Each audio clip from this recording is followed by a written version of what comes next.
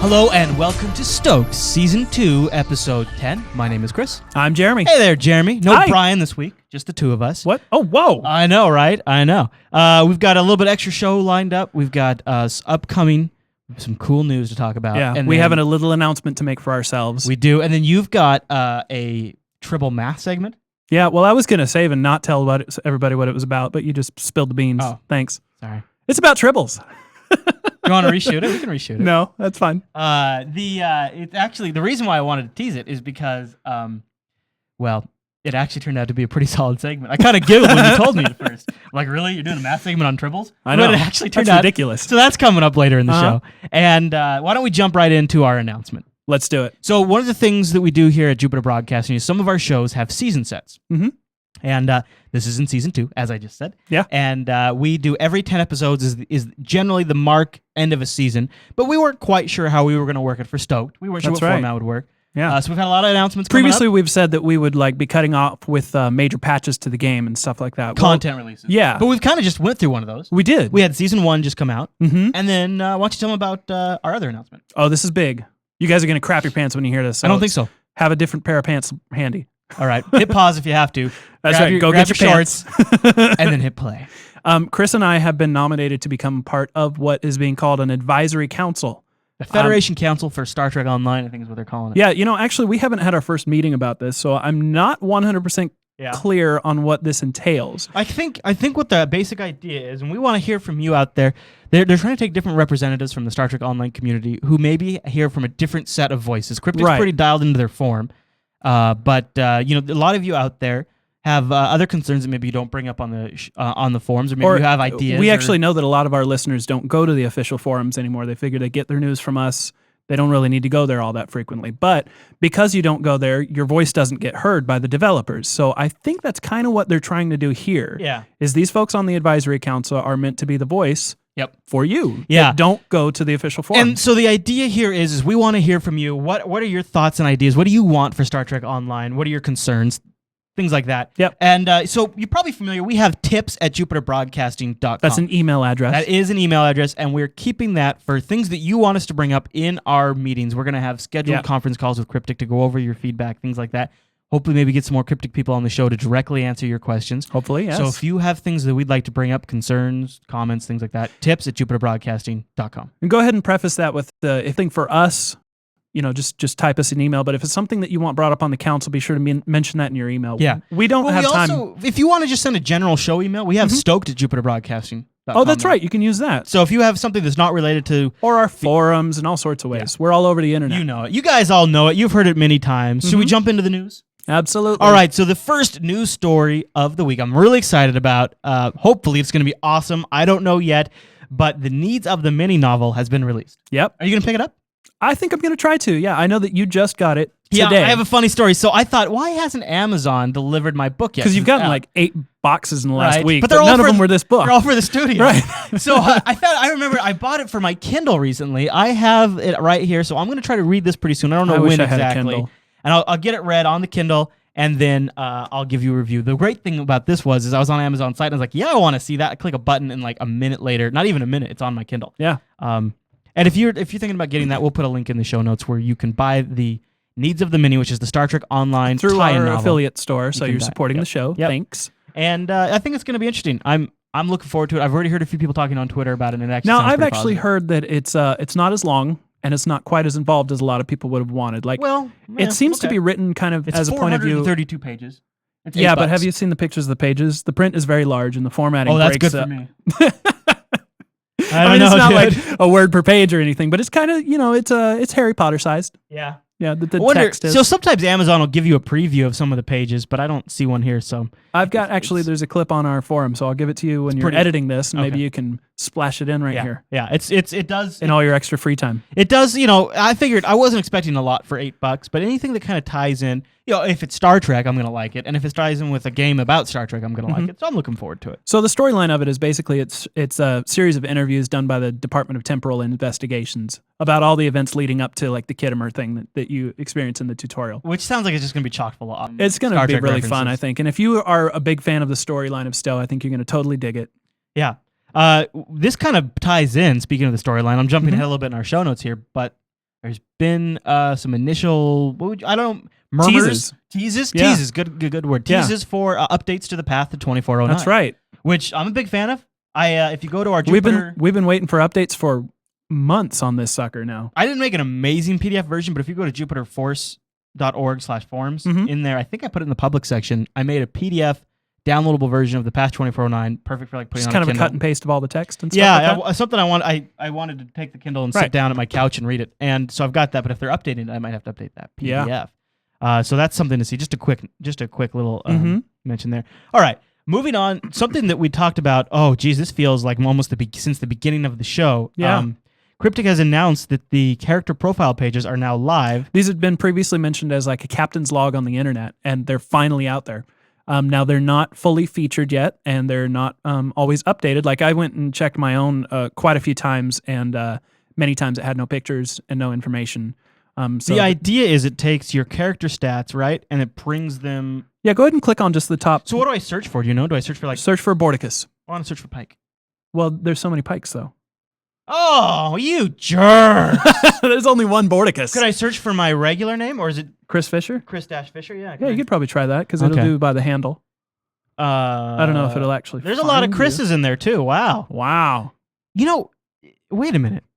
If this is every player, I probably shouldn't say this on the air, but couldn't a smart guy figure out the exact number of accounts? This is exactly what I was going to get into, is this whole thing raises a lot of privacy issues. And I probably shouldn't have said that on the air, because now they're going to fix that. But like, you have time to go through and figure out. Not me. I said somebody, if you'll notice. Yeah, not me. Not me. So they're still a little buggy and a little inconsistent. The updating isn't quite there. They're probably working. And they're not implementing your bios. Like, if you type up your own bio, they're not uploading to the pages. I bet that gets So added. Even though this has been released, they're going to keep refining it, I'm sure. But I was talking to a buddy of mine. Who plays a lot of EverQuest, and they do. Not only do you have your character on there, you can review your inventory. You can't do anything about it, I believe. But that's kind of like the Armory in WoW. Yeah. And then they also, I don't know if WoW does this. They didn't when I played. They integrate the text chat.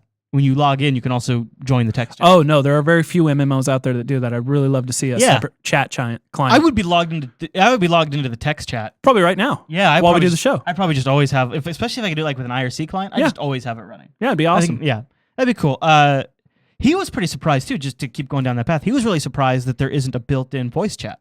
And that's never been an issue for me with Star Trek Online. Well, if you recall back to our earlier discussions during closed beta, we had talked about that and the fact that most MMOs rolling out at least have an option for integrated voice these days, but Cryptic chose to go the route that there's not. And many people still question that.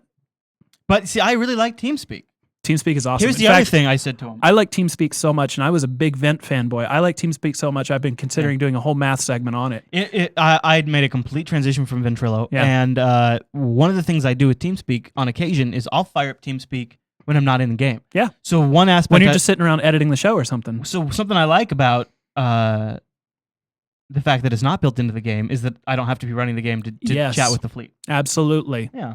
So and it's got pros. A lot of times when I edit, I have my headphones on, and my headphones have a built-in mic, so I'm already have all the gear I need. On? Exactly. And then I'm editing the show that they're in there playing, so right. You know. Well, let's go on to the news again. All right, next story. This one actually impacts us directly because sorry, I just stepped all over you there, but they're going to be changing the way that ship power levels work very soon. Now, this once again really shows the resource. Now, you really have to weed through the crap, but there is a lot of good resources in the Star Trek Online forum. That's where this discussion kicked off at. Especially, I find more so in the Tribble, the test stuff and the engineering reports and things like that.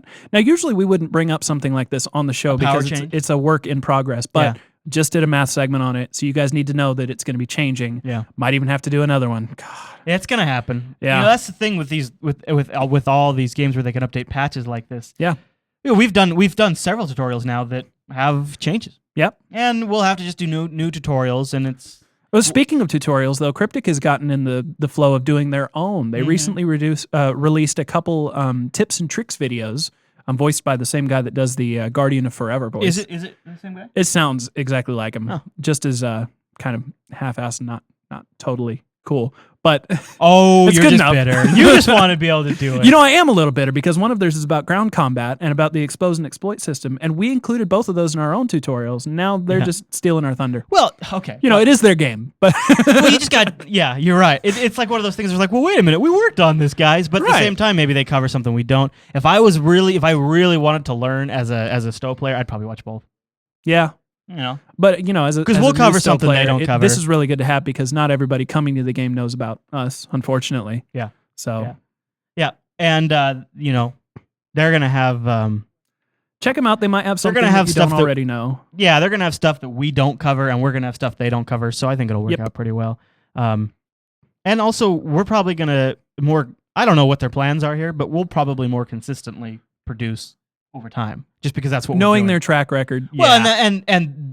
and we're all about making video content, and they're all about making a video game. So their Oh. priorities at the game and our priorities at the video. So I just foresee down the road, Oh, yeah, no. you know. Great point. Yeah.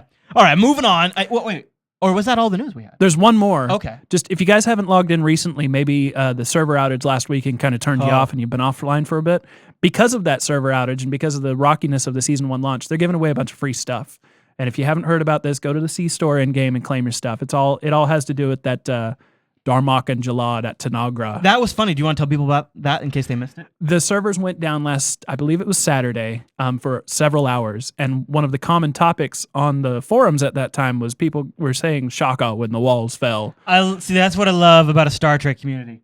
Is in that situation, they went to Star Trek canon and they pulled out some great quotes. Yep. That as soon as I So because heard that, I that got a was smile. because that was so common, Cryptic took it as an inspiration and released all these new items. There's like a badge and an emote and really? something else. Yeah, Do you know what the emote is? Darmok and Jalad at Tanagra. Oh, I don't know what the that's movement hoping is. you'd say. I haven't been able to see it yet. I so, want to see it. yeah. It's probably just an emote bubble or something stupid. I don't know. something. And But you're what- like, you know, if we can find it, we'll get a shot for you. Yeah. All and right. that's all we got. All right. So is it time to move on to the math segment? To the Tribbles. I'm sorry. Sorry. You know, everybody, when you watch the next segment, pretend like you didn't know. Yeah, act surprised.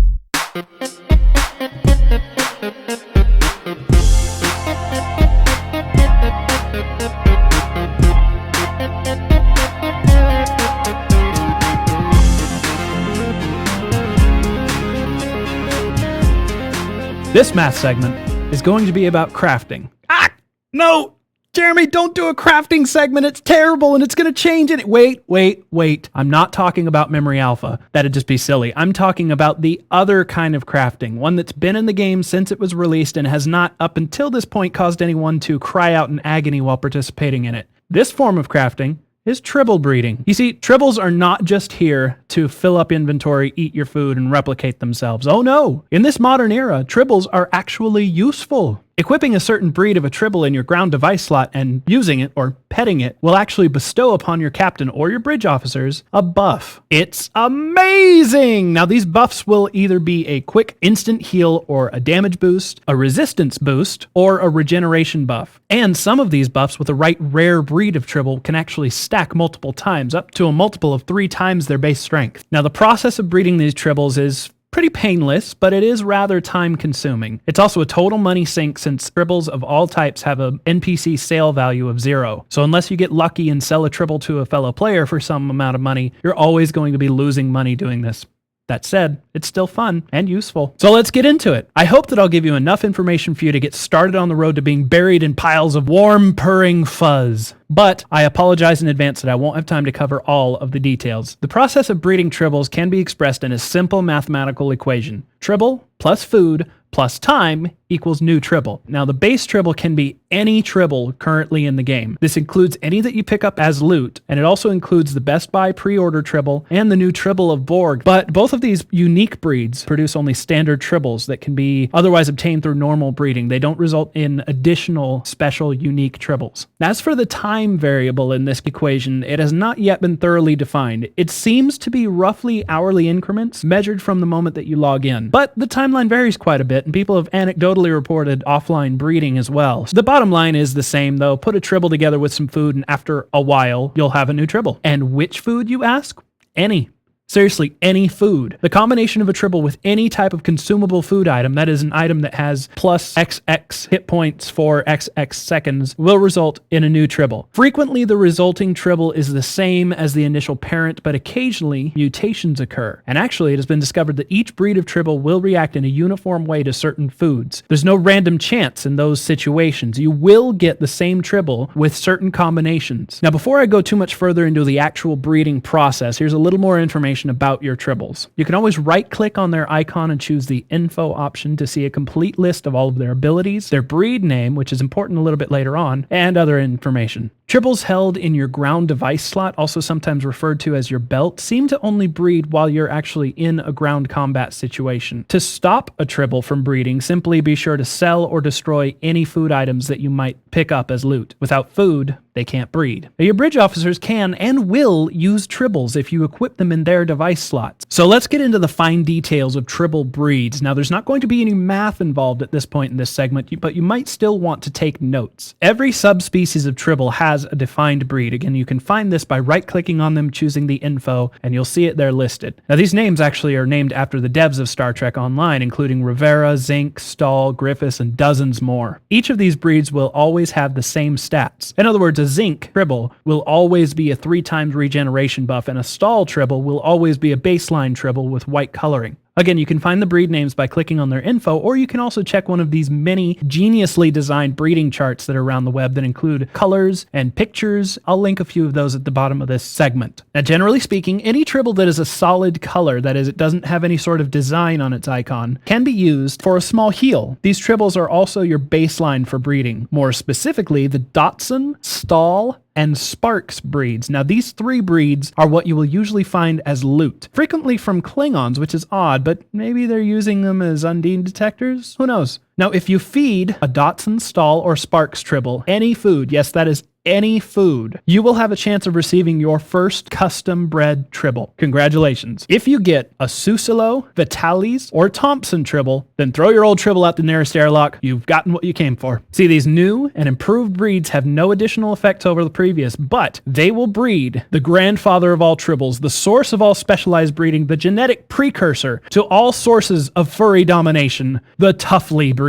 That's Tuffli. All you have to do is combine that Susilo, Vitalis, or Thompson with any form of food that gives a 64% hit point boost. And be patient. It might take them a while to have babies. From the Tuffly Tribble, that's where you get your myriad of possibilities, your variants in breeds and colors, in buffs that you can get to different degrees. They all start from the Tuffly, or if you're lucky enough to have the Best Buy Tribble, you can also breed them from there. Now, I'm not going to go too much further into any of these other details at this time, but I will link a number of resources that you can look up yourself to see where you need to go after you get that far, but hopefully that will get you on the road to your own Tribble farm. There you go, ladies and gentlemen. You just got mathed.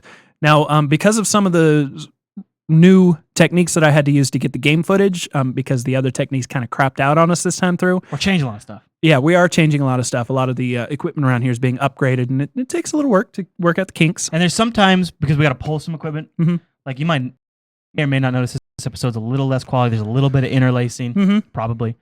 We're working on all that stuff because we're upgrading our capture and stream rig. That's right. So you had to use WeGame. I used WeGame. Yeah, to get all that game footage, which is great for full screen. But when I zoomed in, you might have noticed a little pixelation and everything. Yeah. Anyway, it also cut off the last little bit, so I have a few more tips about Tribble breeding. Bonus Tribble tips. I know. So this is basically once you have your Tuffly Tribble, which is one of the last things I was talking about in the segment. Each breed from there on out will react in unique ways to different types of food. So if you feed one unique breed of Tribble one type of food, you'll always get the same result, which will always be a different breed. Okay. So again, check out those charts that I linked in the segment, and we'll put some in the show notes and everything because it gets really complicated at that point. So I guess it's good that that's where the segment ended. Interesting. And boy, that sounds like a great crafting system. That's I know you made mention in the last segment, but that really does sound like a crafting. They ought to just take that basic formula and apply it to shield and phaser turret, wherever you could get. It just goes to show that when they get right down to it, they can be very inventive and very clever about the way that they implement things in this game. Not always the case, but this goes to show that they have it in them, and I just hope that they would live up to that potential. Maybe they're a little more frequently. Maybe their current crafting system is like our current recording system, where it's like kind of been over the last few hours been rushed together just to hold together while we do one episode, and then the entire thing's gonna fall apart. We got until we cables can running build everywhere. the final thing. But when we build the final thing, that's gonna be awesome. Awesome. And you'll see a 5% increase in production quality. At least 5. When we see you again in season 3. Yep, we're gonna come back with season 3. We're gonna change. We're gonna try to work in more of your feedback. We're gonna tie that in with the Federation Council, but we're also just gonna start trying to take more feedback. So definitely email us STOked@JupiterBroadcasting.com for general store-related things and show-related things, or tips for stuff for the council specifically. We want to get that. This is a little bit shorter of an episode because we're running on limited gear. We don't want to wait for that thing to crash and lose the whole thing. Exactly. So when we come back next season, I think we'll take 1 week off. We may, yeah. We're probably going to take next weekend or next Tuesday off. Next Tuesday will probably be off, but when we come back, we'll be on all new gear. We're going to work in more of your feedback, and we're also talking about some segment ideas outside the studio. That's right. So if that might be something some of you might be interested in. So stay tuned for all of that. I don't know if it'll be in the the first episode of season 3, but we're probably planning pretty quick. Yeah, we're planning it. All right, everyone. Well, until then, we'd love to hear from you. So head over to JupiterColony.com to join in the forum. And I think that's pretty much everything we've got. We'll probably see you again in 2 weeks.